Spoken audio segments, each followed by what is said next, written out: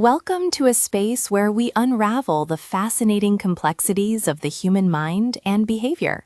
Today, we're diving into a topic that has captured our imaginations through countless television shows and movies: criminal profiling. Shows like Criminal Minds paint a picture of brilliant detectives who can instantly conjure up detailed portraits of unknown perpetrators, almost like mind readers. But what's the reality behind the myth? Is it truly that dramatic and definitive? Criminal profiling at its core is an investigative tool. Its aim is to help law enforcement by inferring characteristics of an unknown offender based on the evidence left at a crime scene, the nature of the victim, and any witness reports. The goal is not to name the culprit, but to develop a psychological portrait that can help narrow down a pool of potential suspects. Central to much of the public's understanding, and indeed a significant part of the debate within the field itself, is the organized versus disorganized typology, a framework developed by the FBI. The roots of modern criminal profiling were significantly advanced by the FBI, specifically their behavioral science unit, established back in 1974. Pioneers like John E. Douglas and Robert Ressler were instrumental in developing this organized-disorganized dichotomy. They did this through extensive, groundbreaking interviews with incarcerated serial murderers, trying to find patterns in their methods and minds. This typology aimed to categorize offenders and their crimes into two distinct types, offering a lens through which to view crime scene evidence. Let's first understand what these categories traditionally entail. On one side, we have the organized criminal. Think of this individual as someone who plans meticulously. Their crimes are often premeditated and carefully executed, with little to no evidence left behind. They might use restraints, bring their own weapons, and even clean up the scene afterwards. These offenders are typically described as antisocial, yet aware of right and wrong. They're not insane, they show no remorse, and they can appear quite socially competent in their everyday lives, maintaining relationships, and often following media coverage of their own crimes with a disturbing fascination. Then we have the disorganized criminal. This individual's crimes, by contrast, are often unplanned, impulsive, and chaotic. They tend to leave significant evidence behind: fingerprints, blood, discarded items. These offenders might be younger, under the influence of drugs or alcohol during the crime, or perhaps dealing with significant mental illness. They often use improvised weapons found at the scene, might leave the body uncovered, and generally show a distinct lack of forensic awareness. The underlying assumptions here were behavioral consistency, that an offender's crimes would show similar patterns, and homology, that similar crimes were committed by similar offenders. So why is this topic so persistently trending? It's largely due to that widespread and often exaggerated portrayal in popular culture. Shows like The Silence of the Lambs and Criminal Minds have deeply shaped public perception, creating a common myth that profilers are infallible detectives or even evil geniuses who can see into the minds of monsters with perfect clarity. This media influence has given us a very specific and often inaccurate idea of what criminal profiling truly is. But concurrently, the scientific validity and real-world application of profiling, particularly this organized-disorganized typology, are subjects of continuous and significant debate within academic and professional circles. This critical discussion is what keeps the topic relevant and evolving beyond the silver screen.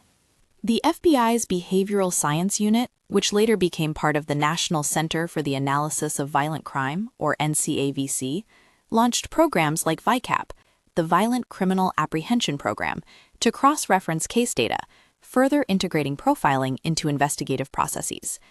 But critically, over time, the rigid organized-disorganized dichotomy has evolved.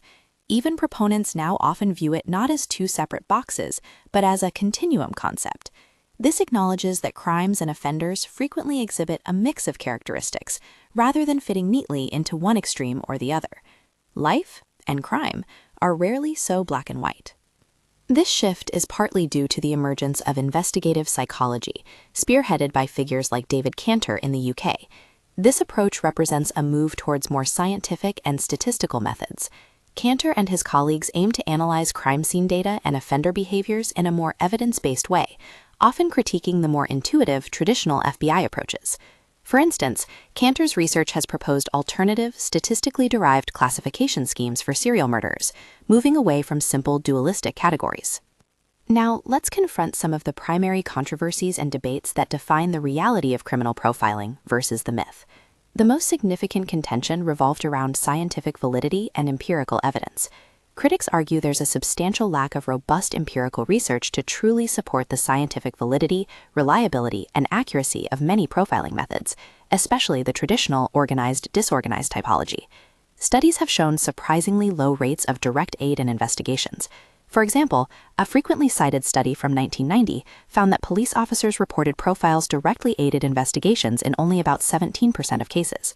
Other research has similarly questioned the profile's specific predictive power in leading to arrests or directly identifying suspects.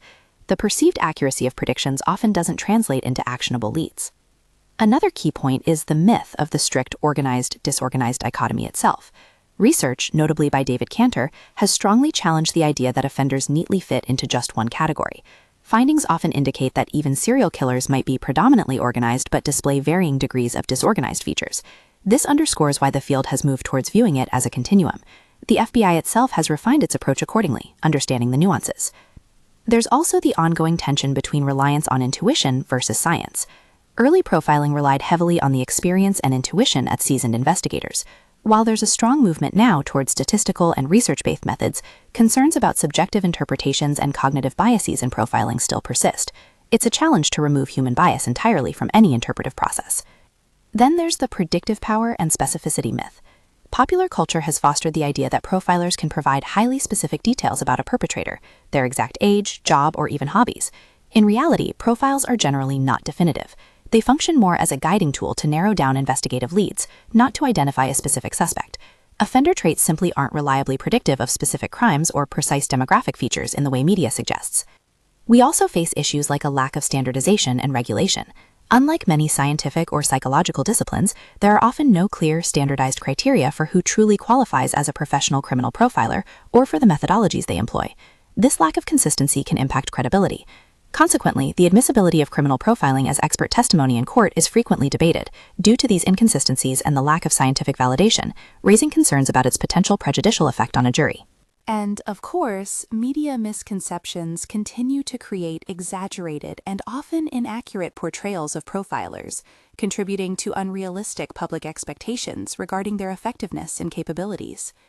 Finally, some critics point to the Coles to Newcastle effect, arguing that profiles sometimes contain information already obvious to experienced investigators, or are so vague they could apply to many individuals, thus adding little truly unique value. So, what does the future hold for criminal profiling? It appears to be moving decisively towards greater scientific rigor and more evidence-based methodologies. The evolution from a rigid organized-disorganized dichotomy to a continuum, the rise of investigative psychology, and continuous academic critique by forensic psychologists and researchers like David Cantor all signal a commitment to refining this tool. The ongoing debate emphasizes a crucial need for more empirical validation, for greater standardization of methods, and for a very clear distinction between the realities of the field and its sensationalized popular media portrayal. While the FBI continues to utilize and refine its profiling approaches, the broader scientific community advocates for more objective, data-driven methods to truly enhance its reliability and utility as a legitimate investigative tool. Criminal profiling, when understood with its limitations and complexities, is not a crystal ball. It's a tool, one piece of a very large and intricate investigative puzzle. Its power lies not in dramatic revelations, but in its potential to offer informed guidance, helping investigators navigate the often murky waters of criminal behavior with a more nuanced, evidence-informed perspective. Thank you for joining us as we explored this intriguing blend of psychology, investigation, and popular culture.